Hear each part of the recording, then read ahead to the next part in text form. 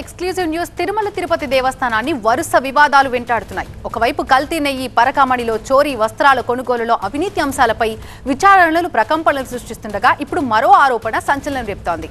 తిరుపతిలోని శ్రీ గోవిందరాజస్వామి వారి విమాన గోపురం పనుల్లో 50 కిలోల బంగారం మాయమైందనే ఆరోపణలు మరింత హాట్ టాపిక్ గా మారుతున్నాయి.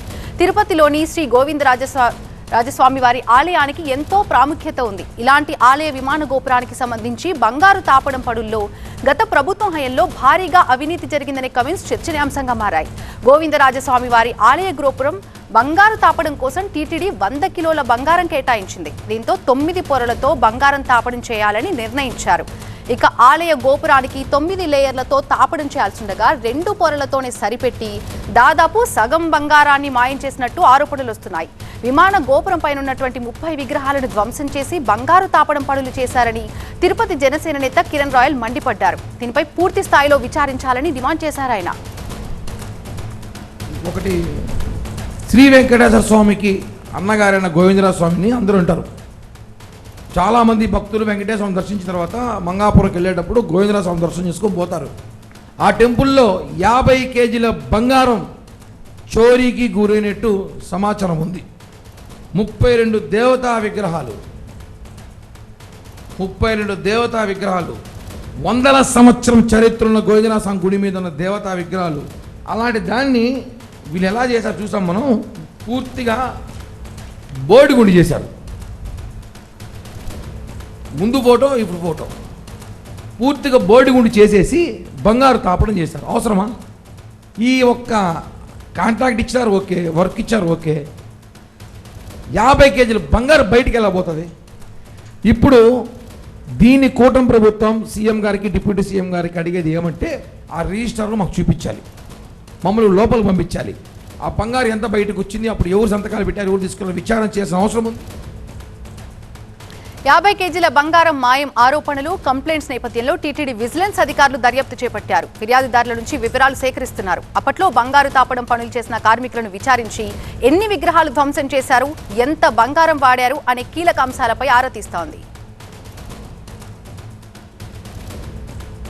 పూర్తి అప్డేట్స్ అందించడానికి మా స్పెషల్ కరెస్పాండెంట్ రాజు లైవ్ లో సిద్ధంగా ఉన్నారు. రాజు, ఆలయ గోపురానికి 9 లేయర్లతో చేయాల్సింది 2 లేయర్స్ తో చేసి మిగతా బంగారం అంతా కూడా నొక్కేశారనే ఆరోపణలు గుప్పుమంటున్నాయి. ఇందులో వాస్తవం ఎంత? ఇక మరోవైపు చూసుకున్నట్టయితే టీటీడీ అధికారులు, విజిలెన్స్ అధికారులు దర్యాప్తు చేస్తున్నారు. ఈ దర్యాప్తులో ఇప్పటి వరకు ఎలాంటి విషయాలు బయటకు వచ్చాయి?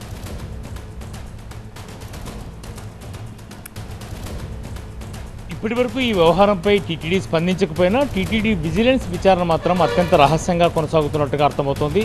అధికారులతో మాట్లాడినప్పుడు కూడా ఖచ్చితంగా దీనిపైన పూర్తి స్థాయిలో దర్యాప్తు అయితే కొనసాగుతాం. లోతుగా విచారణ చేసిన తర్వాత ఏం జరిగింది, ఎవరు కాజేశారు, అసలు బంగారు తాపడంలో అవినీతి జరిగిందా లేదా అన్న విషయాన్ని బయటపెట్టే ప్రయత్నం అయితే విజిలెన్స్ చేయబోతున్నట్టుగా మనకున్నటువంటి సమాచారం. ఇప్పటి వరకు కూడా టీటీడీ విజిలెన్స్ అధికారులు కూడా ఇదే విషయాన్ని స్పష్టం చేస్తున్న పరిస్థితి. అయితే గోవిందరాజస్వామి ఆలయంలో 3 ఏళ్ల క్రితం, అంటే 2022-23 మధ్యకాలంలోనే జ్యోతి అనే కాంట్రాక్టర్కి మొత్తం విమాన గోపురం బంగారు తాపడం చేయడానికి పనులు అప్పచెప్పింది. ఇందుకు సంబంధించి 100 కేజీల బంగారుతో పాటు 4300 కిలోల కాపర్ను కూడా టీటీడీ అప్పచెప్పింది. అయితే ఇది ఓల్డ్ ఉజర్ ఆఫీస్, అంటే పాత టీటీడీ పరిపాలనా భవనంలో ప్రస్తుతం మన ఎగ్జిక్యూటివ్ ఆఫీసర్ జ్యువెలరీ వింగ్ ఉంది. అక్కడ ఈ పనులు చేపడతారు. అయితే అక్కడ పనిచేస్తున్న కార్మికులను అయితే విచారిస్తున్నారు. అసలు ఈ పనులు ఎంతకాలం చేశారు, ఏ దేవతా విగ్రహాలకు సంబంధించిన బంగారు తాపడం జరిగింది, మొత్తంగా ఎంత బంగారు వినియోగం జరిగింది అన్న దానిపై ఆరా తీస్తున్నటువంటి విజిలెన్స్ పూర్తిగా ఎవరైతే కాంట్రాక్ట్ తీసుకున్నటువంటి జ్యోతి, అట్లాగే ఈమె సబ్ కాంట్రాక్ట్ చెన్నైకి సంబంధించిన 2 కాంట్రాక్టర్లు, వాళ్ళిద్దరు కూడా అన్యమతస్తులన్న సమాచారం కూడా ఉంది. వాళ్ళను కూడా విచారించే ప్రయత్నం చేస్తుంది. అయితే అప్పుడు ఈ కేసు తెర మీదకి వచ్చిన సమయంలో తిరుపతి ఈస్ట్ పిఎస్లో కూడా పోలీసులు విచారించి ఆ తర్వాత వదిలిపెట్టారంటే ఖచ్చితంగా ఈ ఘటన వెనుక పెద్దల హస్తం ఉందన్నదే ప్రధానమైన ఆరోపణ. రాజకీయ చర్చకు కూడా, రాజకీయ రచ్చకు కూడా కారణం ఇదే అంశమైంది. అయితే ఇప్పటి వరకు కూడా 50 కిలోల బంగారుతో పాటు మరికొద్ది డబ్బు కూడా బయటికి వెళ్ళిపోయింది. అంటే 100 కిలోలు బంగారుతో చేసిన పనులు 50 కిలోలు కూడా ఖర్చు కాలేదు, 50 కిలోలు దారి మళ్ళింది అన్నదే ప్రధానమైన ఆరోపణ. ఈ నేపథ్యంలోనే జనసేన డిమాండ్ చేస్తోంది, ఖచ్చితంగా పూర్తిగా విజిలెన్స్ నివేదిక బయట పెట్టాలి. ఎవరు అప్పుడు ఇంజనీర్లుగా వ్యవహరించారు, టీటీడీలోని పెద్దలు ఎవరు, ఆ పెద్దల సహకారంతో దారి మళ్ళే ప్రయత్నం జరిగింది అన్నదే ప్రధానమైనటువంటి విమర్శ, డిమాండ్ కూడా.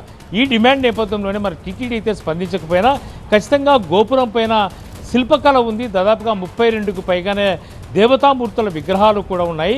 అలాంటి శిల్పకళను పూర్తిగా చెక్కేసి కేవలం బంగారు తాపడం చేయడానికి పనులు చేపట్టారంటే ఖచ్చితంగా ఈ పనులు చేసిన వారిని కఠినంగా శిక్షించాలనే డిమాండ్తో పాటు ఖచ్చితంగా ఈ అవినీతి వెనకల ఎవరున్నారు వాళ్ళందరి పేర్లు బయటికి రావాలి, పూర్తిగా దర్యాప్తు చేపట్టాలనే డిమాండ్ వినిపిస్తున్న నేపథ్యంలో ఖచ్చితంగా టీటీడీలో మరో కుంభకోణంగానే చూడాల్సిన అవసరం అయితే ఉంది. ఖచ్చితంగా 50 కిలోల బంగారు అంటే దాదాపుగా ఒక 60 కోట్ల రూపాయలు విలువ చేసే బంగారు దారి మళ్లినట్టుగా జనసేన ఆరోపిస్తుంది. కాబట్టి ఈ టీటీడీ ఈ వ్యవహారంపై ఏ రకంగా స్పందించబోతుంది వేచి చూడాల్సిన అవసరం అయితే ఉంది. టీటీడీ విజిలెన్స్ మాత్రము చాలా సీక్రెట్గానే అత్యంత రహస్యంగానే ఈ వ్యవహారాన్ని విచారిస్తోంది, దాచిపెట్టే ప్రయత్నం చేస్తున్నట్టుగా మనకున్నటువంటి సమాచారం.